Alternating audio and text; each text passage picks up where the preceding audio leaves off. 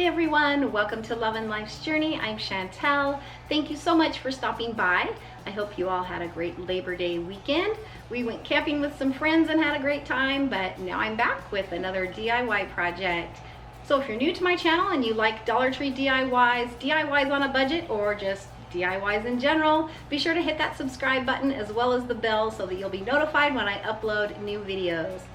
So today's project is one where I am using this wire pumpkin wreath form, and I picked this up on my last Dollar Tree haul, and a lot of you had commented that you couldn't wait to see what I was going to do with this.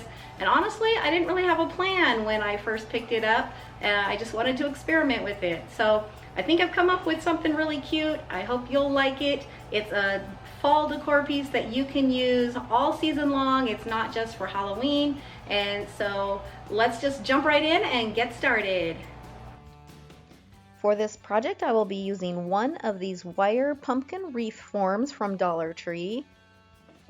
I'm also using some spray paint in the color of nutmeg. This is from Rust-Oleum.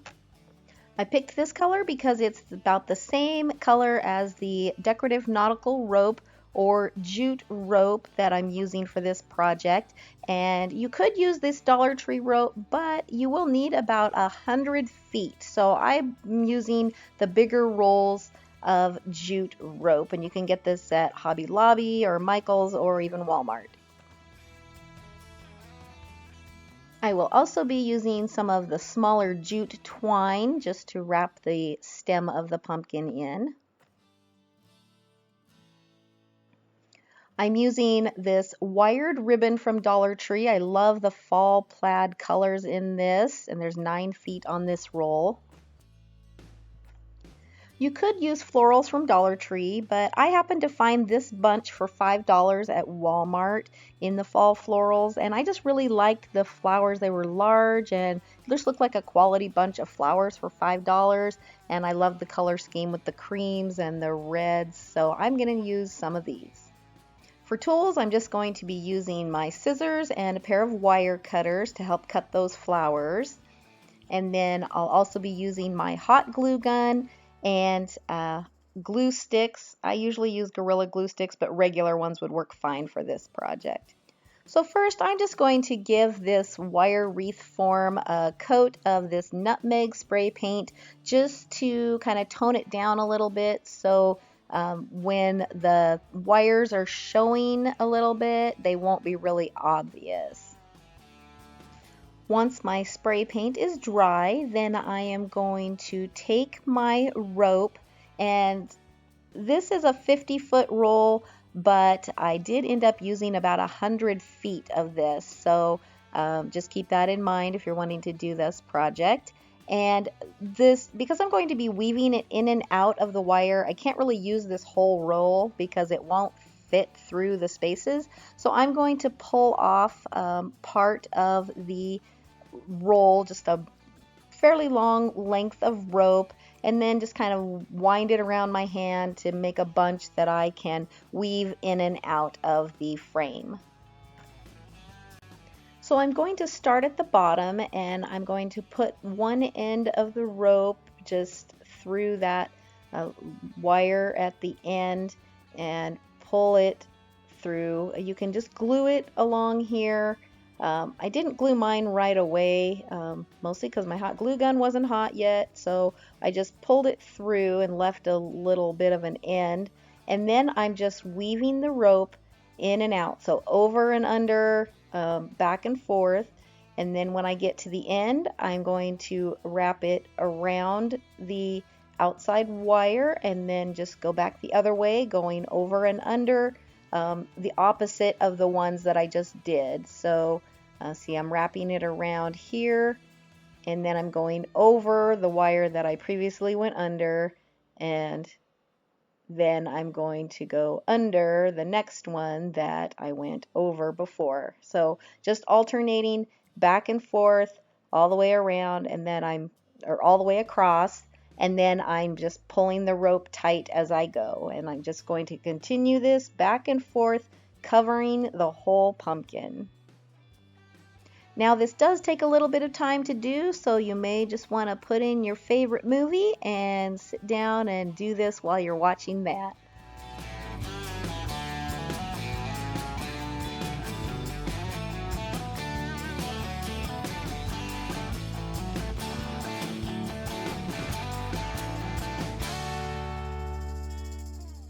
When you come to the end of your rope, you can just fold it under, and I just took some hot glue and glued it on the underside, inside it's not going to show. And then I took another piece of rope and started it, and I just glued the end of it right where I left off and then continued on.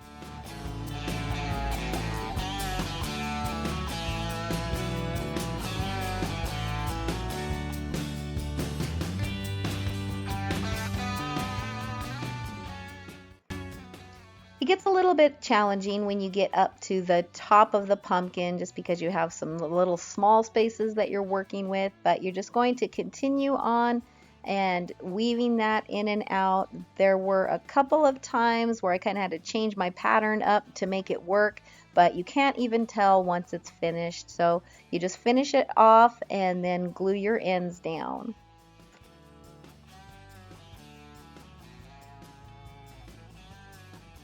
Then I'm going to take the small jute twine, and on the back side of the stem I'm going to take my hot glue and just run it along the bottom wire of the stem to start the twine.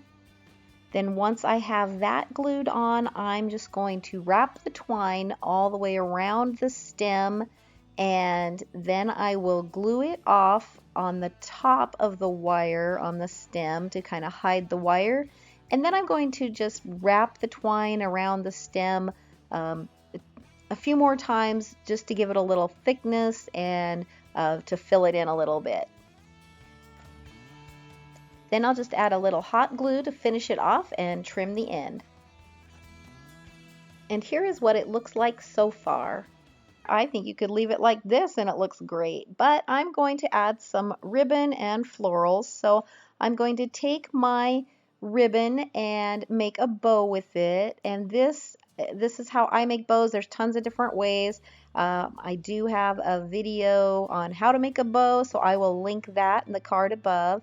But I'm going to make some loops with my ribbon, and I'm just deciding kind of how big I want it, and then I'm just going to go back and forth. I'm going to do 3 loops on each side, and then I'm going to tie it off with some floral wire, and then I do usually put a loop in the middle as well, but I tied it off with my floral wire before I made that loop. So you'll see here that I actually tie it off with the floral wire, and then I make a loop and twist my wire back around it as well. So I kind of did an extra step there, but anyway, this is what the bow looks like. If you want to have big ends on your bow, you can leave the ends long.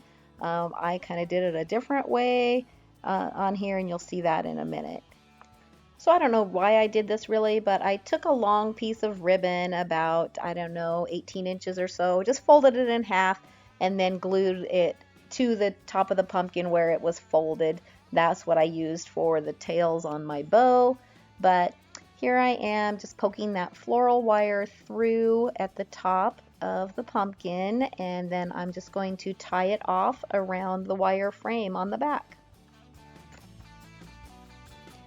So here's what it looks like with the bow, and again, you could just leave it like this and I think it looks really nice. But I decided I'm also adding some florals, so I am choosing just a few from that bunch that I bought at Walmart, and I'm going to cut them off of that bunch, and I left about a 4-inch wire on them so that I could just push them through and kind of arrange them, move them around until I got it how I liked it.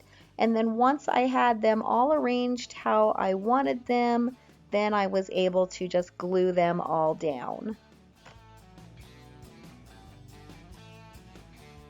Originally, I had thought that I was going to use a lot more of the florals on this. That's kind of what I envisioned before I actually started this. but as it was coming together, I kind of liked it a little bit more simple, and I liked making that sunflower kind of the focal point. So I went a little bit with the less is more look, and I'm really happy with it. So after I got the flowers glued on, I just took my wire cutters and snipped off those wires that were sticking out of the back. And they're not going to show, but they were a little bit long, so I just snipped those off. And then I did trim the ends of my ribbon, and one thing I love about wired ribbon is you can kind of bend and shape it, and so I just kind of creased it and crinkled it here and there just to give it some dimension. You could also add like one of those galvanized words from Dollar Tree like this, or just leave it without. And I decided just to leave it with just the florals, and I really love how it came out. I hope you enjoyed this project. If you did, please give this video a thumbs up. It really helps my channel. And if you haven't subscribed yet, hit that subscribe button as well as the bell so you'll be notified when I upload new videos. I'll also link to my DIY playlist at the end of this video, so be sure to check out all of my Dollar Tree DIYs. Thank you so much for watching, and have a blessed day.